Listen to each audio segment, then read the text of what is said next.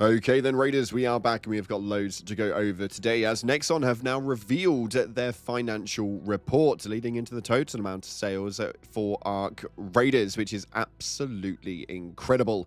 We also get a bit of information coming in from Community Manager Justice with regards to the RMT and trading inside of the game, and we've got to talk about the inevitable Eurogamer review, which, my lord, they gave it a 2 out of 5. Yeah, we're going to dive into it, and the reason why may actually puff you a little bit. Nonetheless, we're going to dive into all of that today. If you haven't already, smash that beautiful like button, subscribe with post notifications turned on, it'd be greatly appreciated. Make sure you check out our incredible sponsor, GamerSupps, the company that offer esports athletes and gamers alike with the most effective and healthy energy drink option, and we've now got sugar-free tins that have just launched, with loads of new stuff coming every single day. Link in the description, use code CloudPlays at checkout for a cheeky discount. And if you want to get your hands on a free copy of Ark Raiders, or if you've got it, then the Raider tokens, then all you have to do is head down into the comments and put any colored love heart that you please, and it'll enter you in. We're going to be announcing the winner of that one tomorrow, so please make sure that you stay tuned. Nonetheless, with that being said, let's dive into Ark Raiders and see what's happening right now. So starting off, Scrappy has let us know that Nexon have just revealed the amount of copies sold in their financial reports. It states right here, with a remarkable debut on October 30th, the game quickly reached #1 on Steam's global top sellers list and has sold 4 million copies to date. We plan to sustain player engagement and drive additional purchases through a high cadence of events and new content drops. I absolutely love the sound of that. The fact that they've managed to sell off 4 million copies of this game, for me, is just a ginormous round of applause. Not only that, but I do like the words of high cadence of events and new content drops. It does mean, though, that they are going to be charging for that based on the new additional purchases, but I think at this point they can just take my money. Moving in from that, though, talking about taking people's money, we have to go across the approach for RMTs and trading inside of Ark Raiders. Now, somebody was actually talking about why trading was forbidden inside of the Discord, because, yes, you can't talk about trading in there, and Justice stated that we don't want to facilitate trading here to avoid RMT or folks getting scammed. It's a fairly common practice on official servers for extraction type games to disallow trading. Now, this is absolutely huge because for me personally, the whole trading concept is always going to be a bit of a problem, and the fact that you can just drop things inside of this game and essentially trade anyway is already a little bit strange as it is. A few of you guys have actually helped me out with some of my missions by dropping me some stuff, so as much as I appreciate that, you can see where this could have quite a slippery slope downwards. Let me know what you guys are thinking via the trade-in, RMTs, and conversation about purchasing transactions inside of the comments. Moving in from that, though, we've got to talk about the inevitable. Eurogamer has come out with a absolutely wild review for Ark Raiders. They posted this up right here.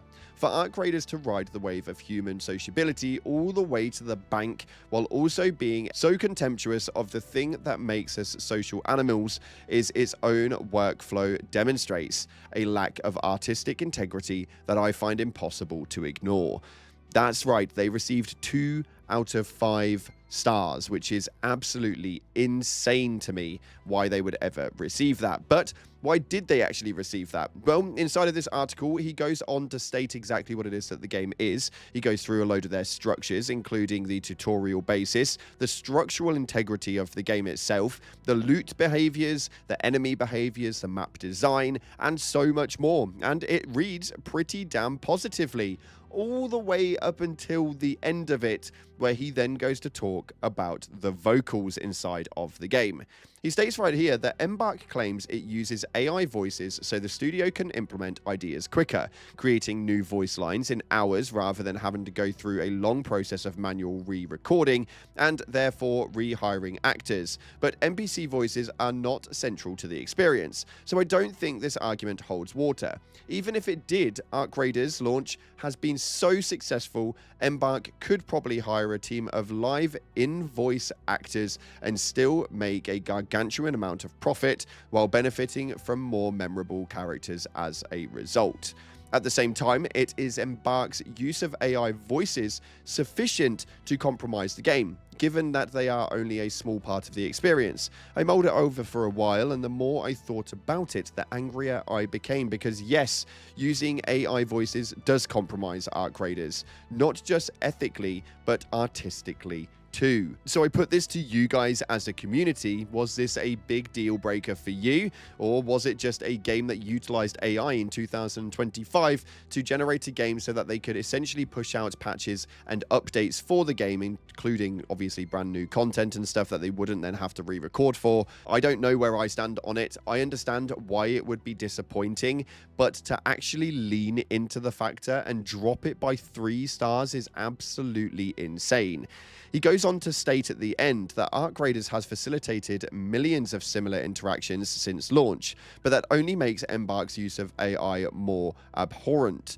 For Arc Raiders to ride the wave of human sociability all the way to the bank, while also being so contemptuous of the thing that makes us social animals in its own workflow, carving up human voices and reassembling them like a digital Victor Frankenstein, demonstrates a lack of artistry, integrity, and I find it impossible to ignore. However, smartly designed Arc Raiders is, I cannot recommend it because Embark do not value the thing that makes it special. So for me, this is obviously a bit of a difficulty when it comes to actually having an opinion on this. In one regard, it's a game about humans being taken over by robots. In turn, by developing the game, they have the robots actually voice the humans. So there is a massive irony in that one nonetheless. And obviously the gaming industry for voice actors has been a very sketchy place for a very long time.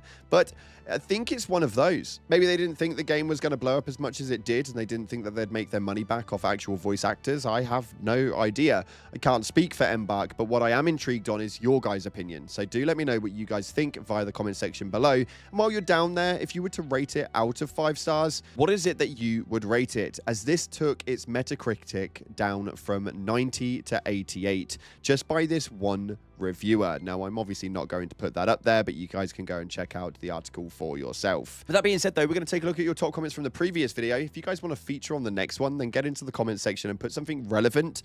The highest comments in there will feature in the next video. But this one is an interesting one because in the last video, we spoke about the duo queues potentially coming, as it's now been approached by community manager Osen, new missions in rotation, and some new records actually being smashed out of the park. And it appears that it doesn't seem to be ending there. This first one right here states, really hope the game survives the honeymoon phase. And yeah, obviously most games do not survive the honeymoon phase, and it's a problem that we've seen inside of gaming for quite some time. If they can keep up with the amount of content going into this, it can get past the controversy of Eurogamer's point about AI voice lines. And if we can just keep the circle moving round quite nicely, I think that this will actually do pretty damn well. Next up, it states, we can't stop winning Raiders. And it does seem to be the case. We're hitting all-time peaks left, right, and center. And just as you think they've hit the top, they smashed the peak player listing all over again. And it just seems to be a consistent win upon win for Embark Studios with regards to the numbers. And finally, this one states right here, duos is needed. I'm getting tired of trios dumping on me and my teammate. I feel like I'm forced to just play solos, do be on a level playing field 90% of the time. Now, this happens to me quite a lot. We went and played duos earlier on today, and we got absolutely rinsed by squads of 3 consistently. Like, it was a consistent thing, and it was actually extremely frustrating. We'd maybe be able to take out 1 or 2 of them, but obviously that third person in your team is there to obviously help pick off the third person. When you're running 2 against 3, it's just an entirely different game, and for the most part, it's probably a lot more enjoyable in a solo aspect. Or at least that's my 2 cents on the matter. Now, so we've got time for today. It's been an interesting 24 hours, and these games never launch and have success without controversy, and it appears that Arc Raiders is no different. So let me know what you guys think to everything in this video via the comment section below. If that's all we've got time for, though, thanks again for watching. If you haven't already, like, subscribe, and as always, I'll see you in the clouds.